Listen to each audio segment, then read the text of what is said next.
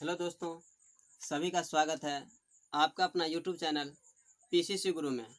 दोस्तों, मैं सुधीर कुमार राय आपको इससे पहले त्रिकोणमिति का बेसिक फार्मूला बताए थे और आपको मान निकालना भी बताए थे। आज मैं आपको सवाल सॉल्व करना बताऊंगा कि आप सवाल कैसे सॉल्व करेंगे। तो आप इस वीडियो को अंत तक देखिएगा, भागिएगा नहीं। भागिएगा तो आप सवाल सॉल्व करना नहीं सीखेंगे। तो आप इस वीडियो को अंत तक देखिए। आज मेरे हाथ में भी एनसीईआरटी का बुक है। प्रश्नावली 8.1 का क्वेश्चन नंबर हम पहला देखेंगे कि हम उसको कैसे सॉल्व करते हैं। क्वेश्चन कह रहा है कि त्रिभुज एबीसी में जिसका कोण बी समकोण है, यानी सबसे पहले हम एक त्रिभुज बनाएंगे।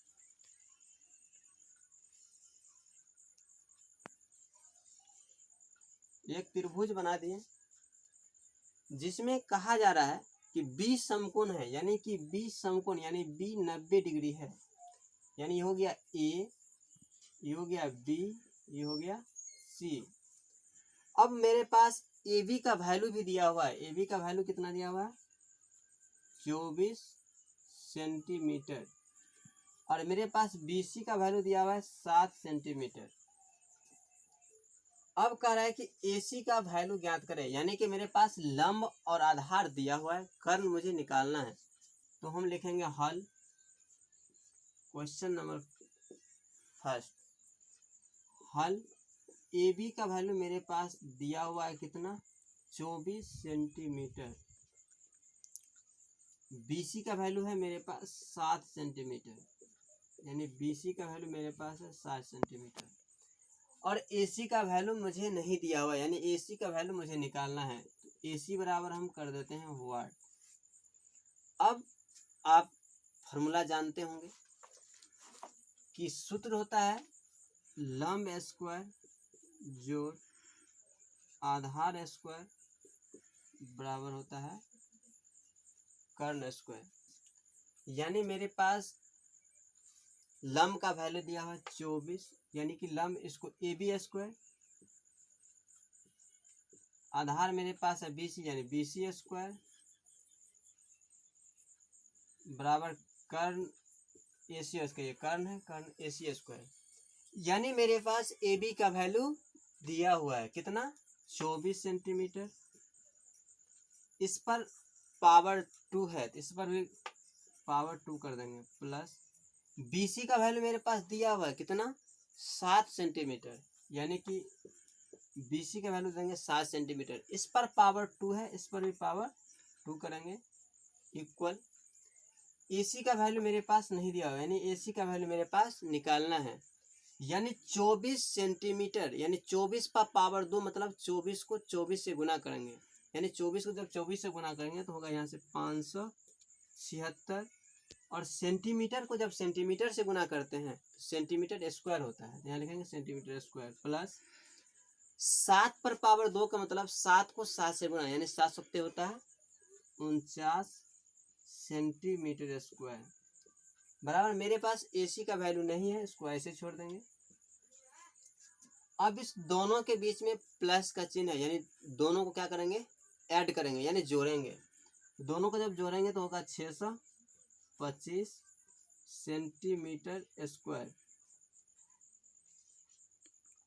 अब एसी स्क्वायर जैसे था उसको ऐसे रहने दें। आपको इससे पिछला वीडियो में बताया था, जब एक तरफ से स्क्वायर हटाते हैं दूसरे रूट से हटता है, यानी दूसरी तरफ टोपी। एसी इस तरफ से जब हम स्क्वायर को हटा देंगे तो दूसरी तरफ क्या चढ़ जाएगा? रूट, यानी टोपी लग जाएगा। इधर से हम हटाएंगे, इधर टोपी लग जाएगा, या अंडरलाइन हो जाएगा 625 सेंटीमीटर स्क्वायर। यानी एसी को ऐसे रहने देंगे। और रूट का मतलब होता है वर्गमूल, यानी 625 का वर्गमूल करेंगे तो 625 का वर्गमूल होता है 25। ये मुझे पता है इसलिए हम लिख दिए, आपको निकालना भी पड़ेगा। अब मेरे पास एसी का वैल्यू आ गया, यानी मेरे पास कर्ण का वैल्यू निकल गया। अब आगे सवाल कर रहा है पहला, साइन ए और कॉस ए का वैल्यू निकालें।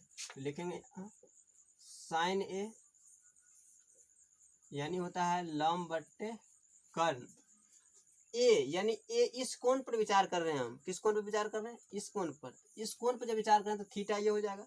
तो थीटा के सामने हो जाओ तो लंब, तो लंब ये होगा ए के लिए। तो लंब का वैल्यू हो गया 7 और कर्ण का वैल्यू मेरे पास कितना है? 25। और कॉस ए फिर निकालना है मुझे पास। कॉस का सूत्र होता है आधार बट्टे कर्ण। इसके लिए आधार हो गया 24, इस कोण पर विचार कर रहे हैं, और कर्ण हो गया 25। अब फिर कह रहा है, दूसरा कह रहा है कि साइन सी और कॉस सी का वैल्यू निकालें। तो देखेंगे साइन सी यानी फिर साइन का फॉर्मूला होता है लंब बट्टे कर्ण, यानी कि P बट्टे एच। यानी सी के लिए इस कोण पर विचार कर रहे हैं तो थीटा यहाँ लेने से ये हो जाएगा आधार, ये होगा लंब, और कर्ण फिक्स रहता है, कर्ण नो चेंज होता है। यानी सी के लिए हो गया लंब 24 बट्टे कर्ण है 25। अब निकाला मेरे पास कॉस सी। कॉस सी होता है आधार बट्टे कर्ण, यानी आधार का वैल्यू मेरे पास है 7 और कर्ण के वैल्यू मेरे पास है 25।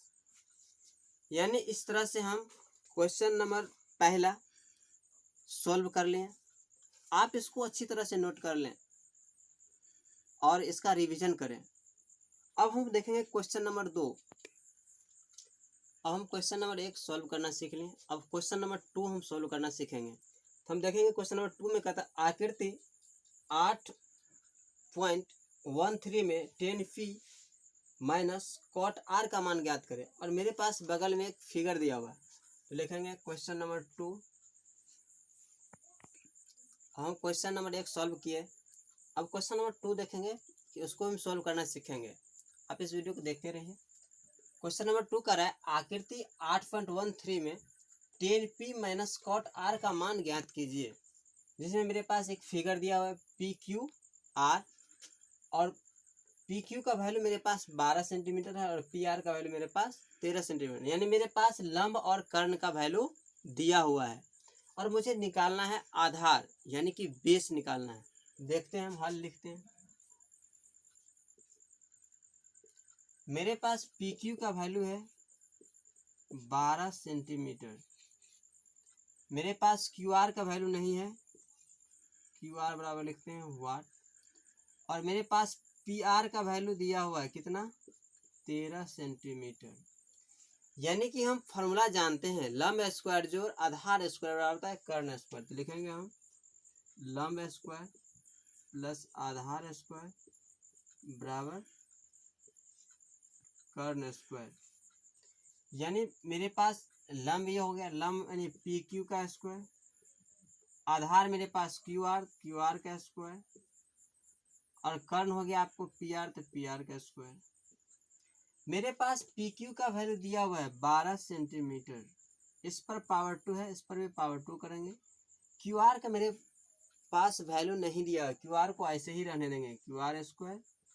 मेरे पास PR का वैल्यू दिया हुआ कितना? 13 सेंटीमीटर स्क्वायर। अब आपको पता है कि जब किसी भी संख्या के पावर 2 होता है तो संख्या को 2 बार गुना होता है। जैसे 12 पर पावर 2 है, यानी जब 12 को 12 से गुना करेंगे तो होगा 144 सेंटीमीटर स्क्वायर, प्लस QR का मेरे पास वैल्यू नहीं है, इसको ऐसे ही छोड़ देंगे। और मेरे पास 13 का वैल्यू दिया हुआ है, यानी 13 का वैल्यू यानी 13 पर पावर 2 है, 13 को 13 से करेंगे 169 सेंटीमीटर स्क्वायर। अब देखो ये और ये एक जाति का है, लेकिन QR अलग जाति का। मुझे निकालना था QR, यानी कि मेरे पास को निकालना है आधार। तो लिखेंगे QR स्क्वायर बराबर 169 सेंटीमीटर। आपको पता है जब किसी भी संख्या को बराबर के इस तरफ या उस तरफ करते हैं तो साइन परिवर्तन होता है, यानी ये प्लस में इसको धर लाएंगे, प्लस हो जाएगा माइनस, यानी QR स्क्वायर बराबर 169 से 144 चला जाएगा, कितना बचेगा? 25 है, तो 9 में से 4 जाएगा 5 और 6 में से 4 जाएगा 2, अब आपको पता है एक तरफ से जब स्क्वायर हटाते हैं दूसरे तरफ क्या चढ़ता है, दूसरे तरफ टोपी लगता है यानी रूट लगता है, यानी हो जाएगा रूट 25 सेंटीमीटर स्क्वायर, यानी क्यू आर बराबर हो गया 25 का वर्गमूल मेरे को पता है कितना होता है 5 सेंटीमीटर, यानी मेरे पास क्यू आर का वैल्यू आ गया कितना 5 सेंटीमीटर।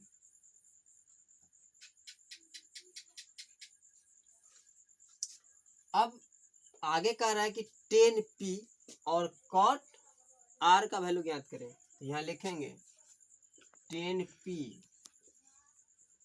10 का फॉर्मूला होता है लंब बट्टे आधार यानी कि p बट्टे b, p यानी 10p यानी इस कोण पर विचार कर रहे हैं, यानी p इस कोण पर विचार करेंगे तो इसके लिए तो ये हो गया थीटा, थीटा के सामने को जाता है लंब, तो 10p, p का वैल्यू कितना हो गया यानी लंब का वैल्यू कितना हो गया, लंब का वैल्यू हो गया 5 और आधार की वैल्यू हो गया 12 यानी 12, 5/12। फिर कह रहा है cot r, cot r यानी cot r, r के लिए हो गया इस कोण पे विचार करें थीटा, इसके सामने को जाए लंब हो जाएगा b/p यानी आधार बट्टे होता है लंब, इसके लिए आधार कौन हो गया 5 और लंब हो गया 12 यानी 5/12 सेंटीमीटर। मुझे निकालना है 10p और cot r, लिखेंगे प्रश्न से अकॉर्डिंग टू क्वेश्चन, यानी कि प्रश्न से 10p माइनस cot r, यानी कि 10p का वैल्यू मेरे पास है 5/12 माइनस cot r का वैल्यू है 5/12, यानी ये दोनों बराबर है, एक प्लस में है एक माइनस में है, यानी हम कह सकते हैं कि 2 रुपया हम कमाए और 2 रुपया खर्च कर लिए, यानी 5/12 एक प्लस में है, 5 सूट भी हो जाएगा कैंसिल, दोनों कट जाएगा बराबर हो जाएगी 0, यानी कि इस तरह से मुझे क्वेश्चन नंबर 2 भी सॉल्व करना सीखें। अब हम लोग क्वेश्चन नंबर 3 देखेंगे, आप अभी क्वेश्चन नंबर 2 तक सॉल्व करना सीखें, अब हम आपको क्वेश्चन नंबर 3 सॉल्व करना सिखाएंगे कि आप किस तरह से इस क्वेश्चन नंबर 3 को सॉल्व करेंगे, तो आप इसको देखते जाइए। अब कह रहा है यदि साइन ए बराबर 3/4 तो कॉस ए और टेन ए का मान परिकलित कीजिए, यानी कि मेरे पास साइन ए का वैल्यू दिया हुआ है, मुझे निकालना है कॉस ए और टेन ए का वैल्यू, यानी हम एक त्रिभुज बना लेते हैं,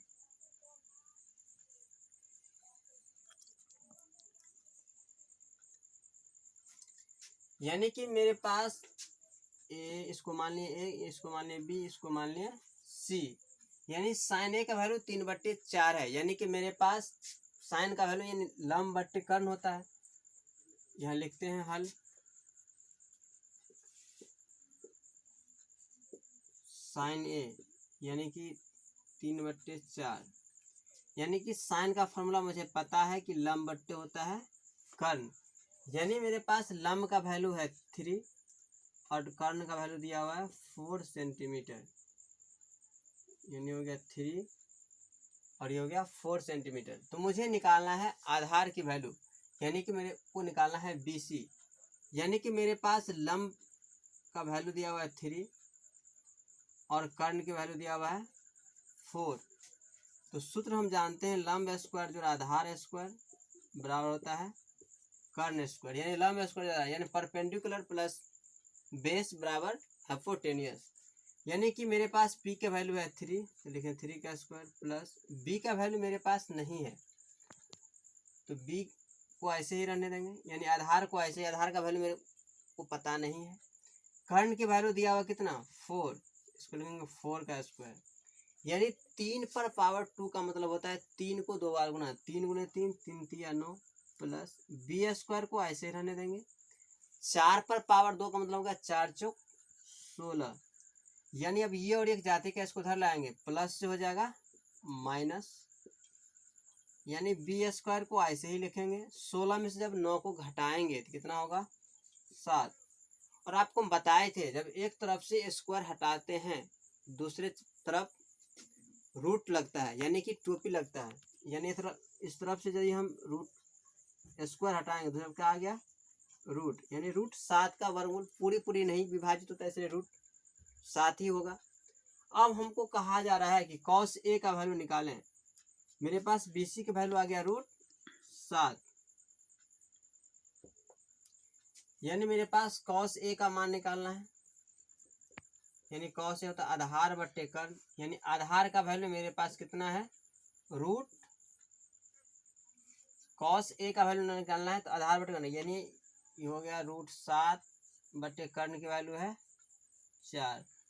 tan A का वैल्यू निकालना है, tan A होता है लंब बट्टे आधार, यानी लंब का वैल्यू मेरे पास है 3 और आधार की वैल्यू मेरे पास कितना है रूट 7। इस तरह से हम क्वेश्चन नंबर 3 भी सोल्व करना सीख लिए। अब हम क्वेश्चन नंबर 4 सोल्व करेंगे कि अभी आपको हम क्वेश्चन नंबर 3 सोल्व करना सिखाएं। अब आप क्वेश्चन नंबर 4 को सोल्व करना सीखें कि क्वेश्चन नंबर 4 को हम किस तरह से सोल्व करेंगे। क्वेश्चन कहा जा रहा है क्वेश्चन में यदि 15 cot A बराबर 8 हो तो sin A और sec A का मान ज्ञात कीजिए। लिखते हैं हल,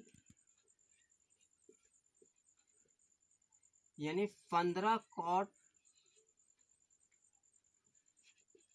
यहाँ 15 cot A बराबर दिया हुआ है 8, इसीलिए cot A बराबर, और ये जब बराबर के साथ जब इसको बराबर के उस तरफ ले जाएंगे तो ये हो जाएगा बट्टे में, यानी भाग के रूप में आ जाएगा। कहते हैं गुना के फॉर्म में, जब गुना के फॉर्म में होता है तो हम जैसे ही संख्या को या कोई भी संख्या को बराबर के उस तरफ ले जाते हैं तो वह भाग के रूप में आ जाता है। तो ये हो गया 8/15, यानी कि कॉट का मुझे फॉर्मूला पता है कि होता है आधार बट्टे लंब, यानी मेरे पास आधार की वैल्यू यानी कि B का वैल्यू कितना दिया हुआ है 8 और लंब की वैल्यू कितना दिया हुआ है 15। मुझे P और B पता है, मुझे कौन सी निकालना है यानी कर्ण, यानी H मुझे ज्ञात करना है। तो सूत्र होता है चूंकि P स्क्वायर जोड़ B स्क्वायर बराबर H स्क्वायर, यानी कि लंब स्क्वायर जोड़ आधार स्क्वायर बराबर कर्ण स्क्वायर। मेरे पास लंब की वैल्यू है कितना 15 का स्क्वायर, B का वैल्यू मुझे पता, आधार की वैल्यू मुझे पता नहीं है, इसको ऐसे ही रहने देंगे।